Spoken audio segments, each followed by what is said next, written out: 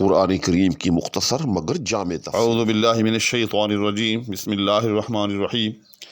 یا ایہا الذین آمنوا کتب علیکم الصیام کما کتب علی الذین من قبلکم لعلکم تتقون۔ صدق اللہ مولانا العظیم، الحمد للہ رب العالمین۔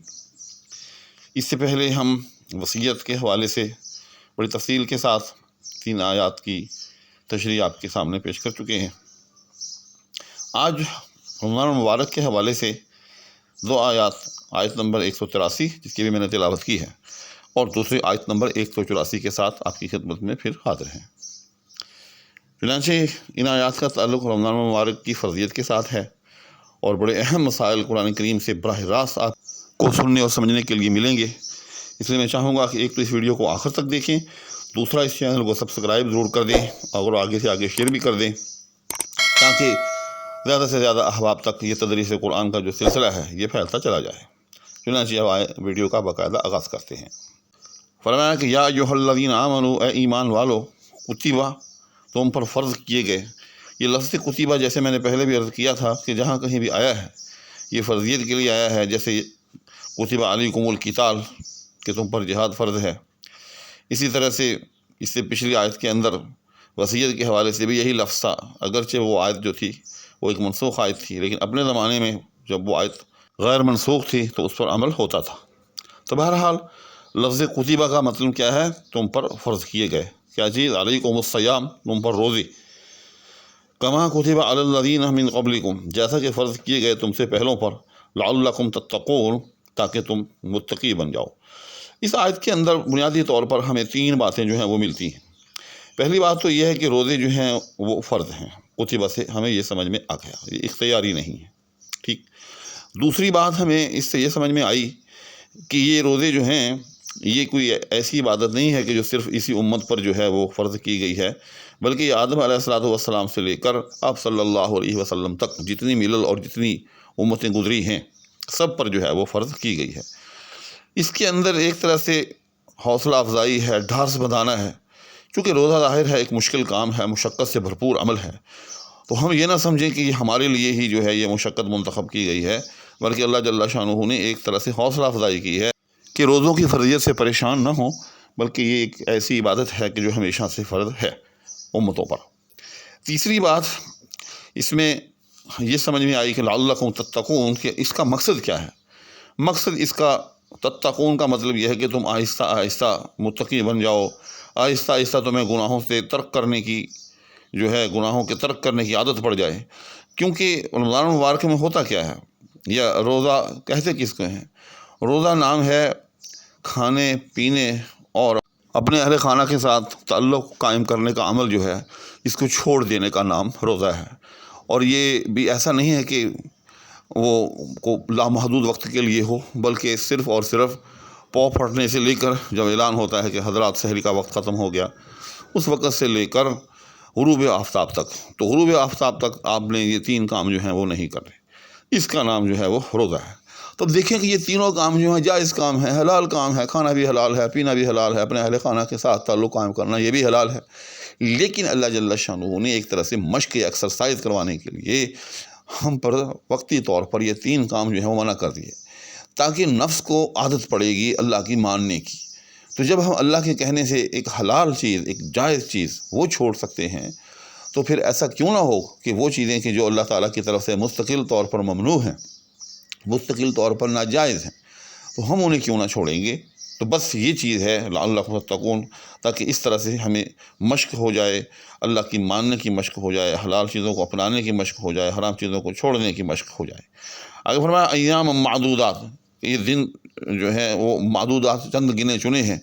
یعنی ایسا بھی نہیں ہے کہ روزوں کی تعداد جو ہے وہ اتنی زیادہ ہے کہ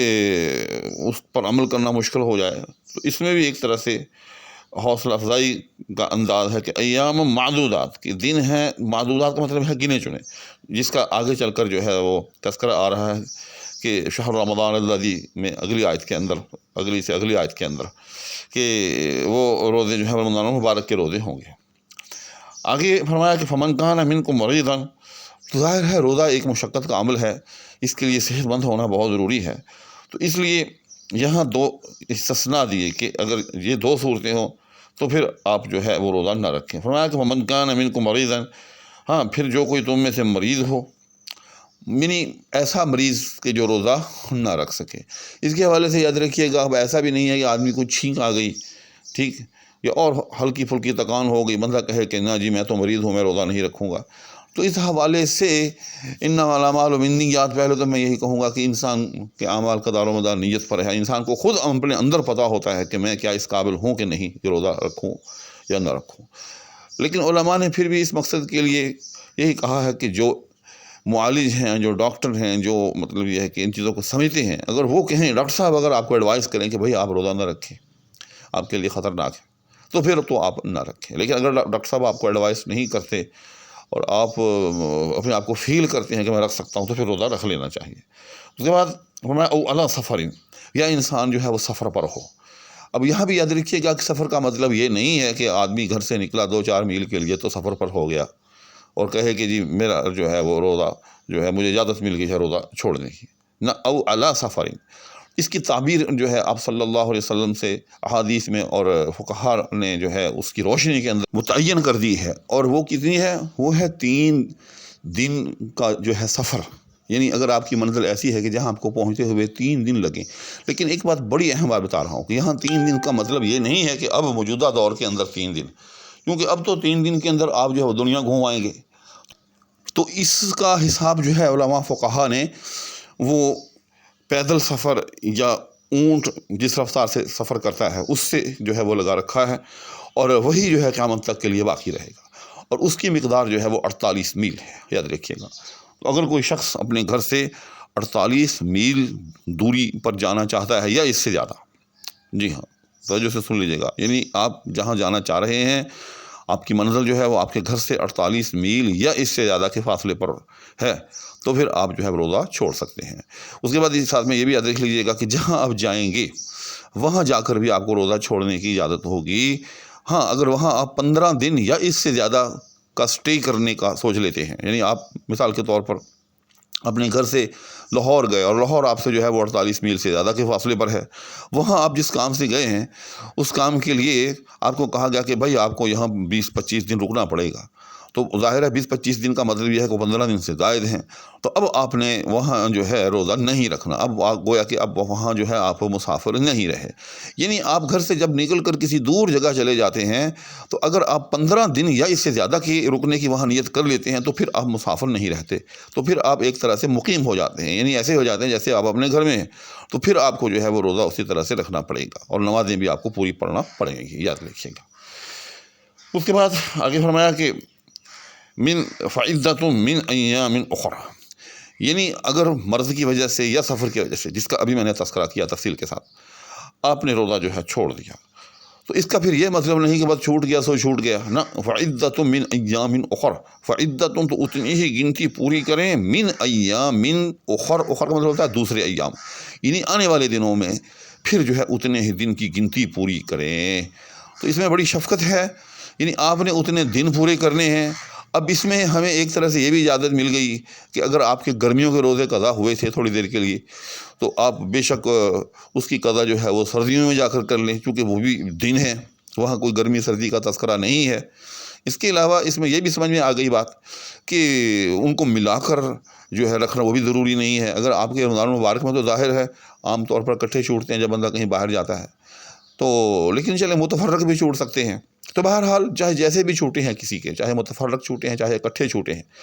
تو اس کی جب قضا دینی ہے تو اس میں یہ بھی چھوٹ ہے، یعنی جیسے چاہیں آپ اس کو پورے کر لیں، ایک ایک کر کے پورا کر لیں، یعنی ملا کر پورے کر لیں یا الگ الگ کر کے پورے کر لیں۔ اور علماء نے اس میں یہ بھی ایک شرط لکھی ہے کہ اگر کسی کے روزے چھوٹ گئے ہیں تو اس کو اتنے دن کی اب مہلت ملنا بھی ضروری ہے۔ مثال کے طور پر اگر کسی کے 15 دن جو ہے روزے چھوٹے ہیں تو رمضان المبارک کے بعد 15 دن کی اس کو مہلت بھی ملنی چاہیے، کہ اگر جو ہے اس کی وفات ہو گئی اس سے پہلے ہی، تو جب اس کو اتنے دن کی مہلت ہی نہیں ملی تو پھر وہ گویا کہ ایک طرح سے روزے کی قضا پر قادر ہی نہ ہوا، تو پھر علماء لکھتے ہیں کہ پھر اس پر گویا کہ فدیہ بھی، یعنی اس فدیے کی وصیت کرنا بھی جو ہے وہ لازم نہیں ہے۔ اس کے بعد آگے ہے وَعَلَى الَّذِينَ يُطِيقُونَهُ فِدْيَةٌ طَعَامُ مِسْكِين۔ یہ آیت یاد رکھیے گا، یہ جو ٹکڑا ہے آیت کا، اس کی مختلف قسم کی تفاسیر جو ہیں وہ علماء سے نقل ہے۔ لیکن مفتی شفیع رحمہ اللہ جو کہ مؤلف القرآن کے مؤلف ہیں، انہوں نے، میں سمجھتا ہوں کہ سب سے بے غبار اور سب سے جامع اور سب سے سمجھ میں آنے والی جو ہے وہ تفسیر کی ہے۔ تو اس کا تھوڑا سا پس منظر سمجھ لیں آپ، کہ جس طرح سے آپ جانتے ہیں، شراب کے حوالے سے بھی جو اہل علم ہیں انہیں یہ بات معلوم ہوگی کہ پہلے جو ہے وہ شراب حرام نہیں تھی،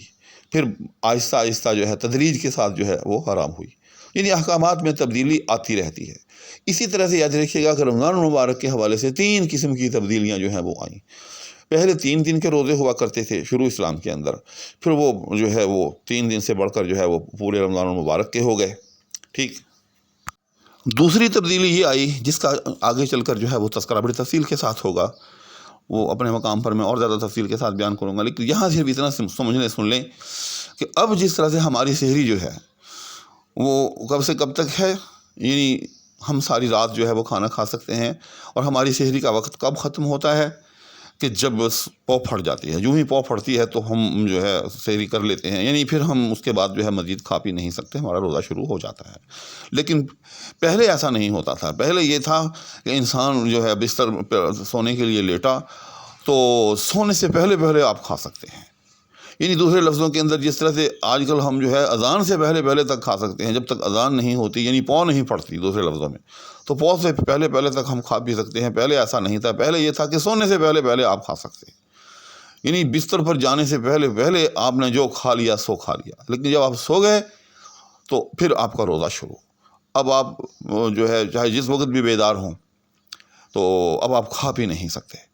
تو روزہ شروع ہو جاتا تھا، پہلے یہ تھا۔ لیکن بعد میں پھر یہ تبدیلی آئی کہ پہلے جس طرح سے